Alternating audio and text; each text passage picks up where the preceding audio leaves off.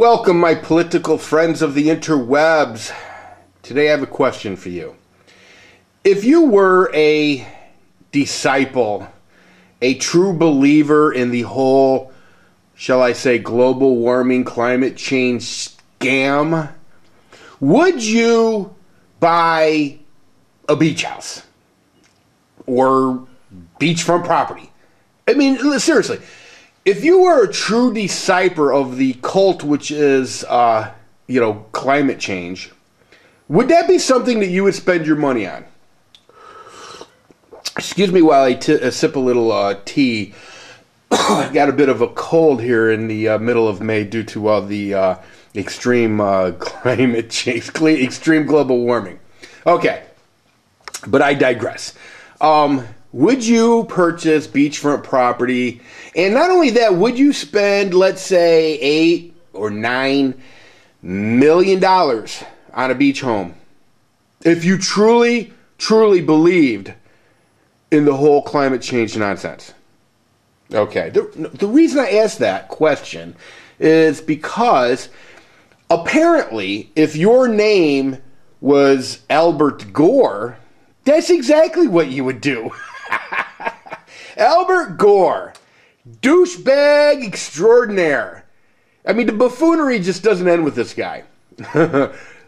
Literally purchased a house recently for, I believe it was $9, but it might have been $8 or $9 million. $1 million for a beach house. He purchased a beach house. Now, this is a guy who I will admit that I've never watched his inconvenient bullshit movie. But I do remember seeing clips of it where he was explaining how once the polar ice caps melted, the shorelines around the world would just be devastated, and all this freaking bullshit that he spewed. Okay. Bottom line, what he was trying to tell everybody was that if you lived on the coast, you were screwed. That's what he was trying to tell you. I mean, I guess what he was trying to say was that unless your property was in Iowa, you wouldn't have beachfront property. The new beachfront property would be in Iowa. Okay, Nebraska or someplace like that. But if you lived in the coast of California or Florida or the East Coast, Carolinas, whatnot, you were going to be doomed. Doomed.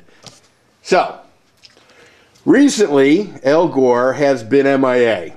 Ever since the unbelievably snowy and cold winter, Al Gore has been MIA.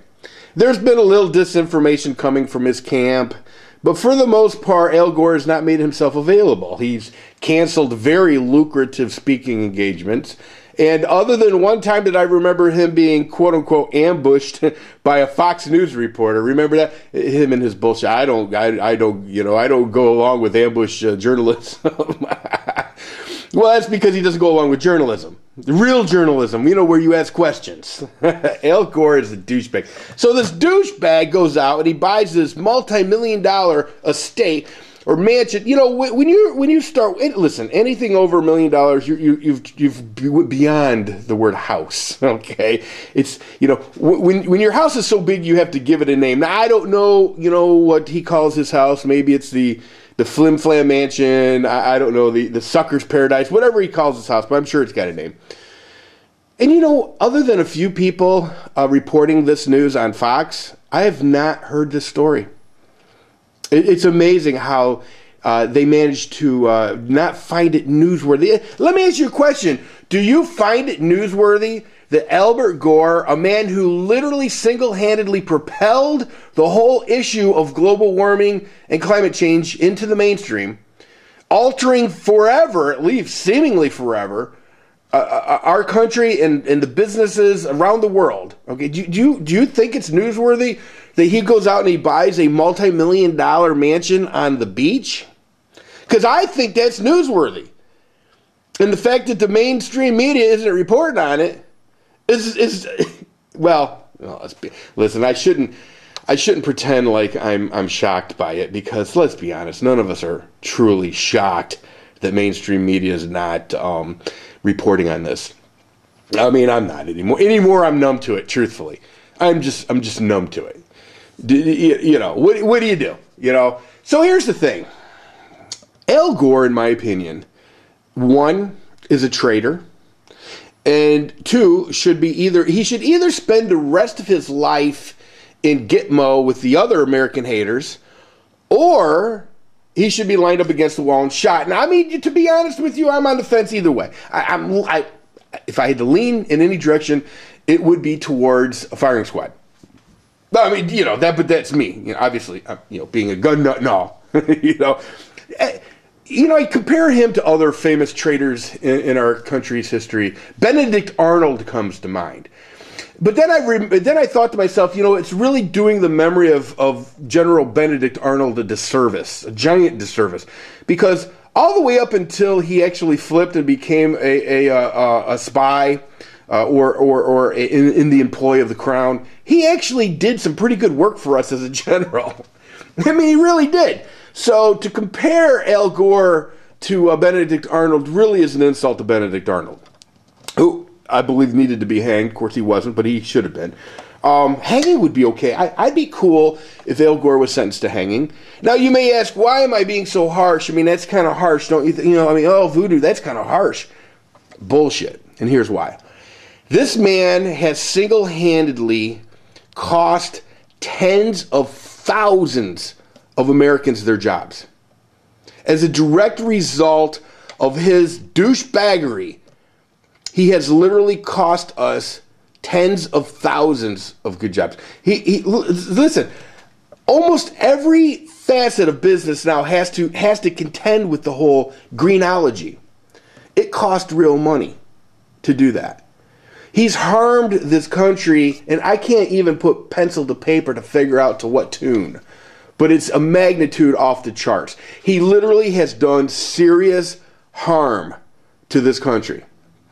This a man that was elected to vice president and tried like hell to become president. And all I can say about that is, thank God he was not elected. Now, having said that, there are some people, and I think there may be some merit to this, that say that the reason that he has went on this campaign, one, obviously to become wealthy, and he's done that. But the other is revenge against the American people. He has set out on a campaign to destroy American industry and alter the American way of life because he is pissed that he wasn't elected president. That's one theory, and I'm not sure. I don't know. Tell me what you think. Hit me up in the comments section. Do you think it's that motivates him, or do you think that it's just purely greed? It's purely money? Because make no mistake, Albert Gore has lined his pockets with some serious coin. I mean, some serious coin. Now, luckily, lately, unfortunately for Al Gore, there's been an awful lot of, let's just say, evidence in the contrary. You know, and there's been a lot of these so-called scientists that are now saying, well, that's not what I said. And I wasn't part of that. And running for cover is what I call it. Running for cover. So, I don't know. I mean, I don't want to make this a 10-minute video, though I could do several videos on Albert Gore. One, do you think he's treasonous? Because I do. Two, if you think he's treasonous, what should be his penalty? Should it be death or just life in prison? You know? Do you buy into the whole global warming fiasco, the scam? And if you do, tell me how you could possibly, after everything we know today. You know. Anyway, listen, people, it's at 9 minutes now. I'm going to go ahead and wrap this up. More videos to come. Excuse me. Firearms Channel should have his prize from the contest real soon. I think he plans on putting up his reveal video this weekend, so I'm excited about that. Hopefully everybody gets to check that out. For those of you who didn't see it, on my Mad Bad Voodoo channel, Fred Hart did a really cool, I call it the ultimate shout-out. Check that out. I may actually start doing that on this channel too. It depends. Let me know if you like that. Give me some feedback. But anyway, listen, everybody, take care.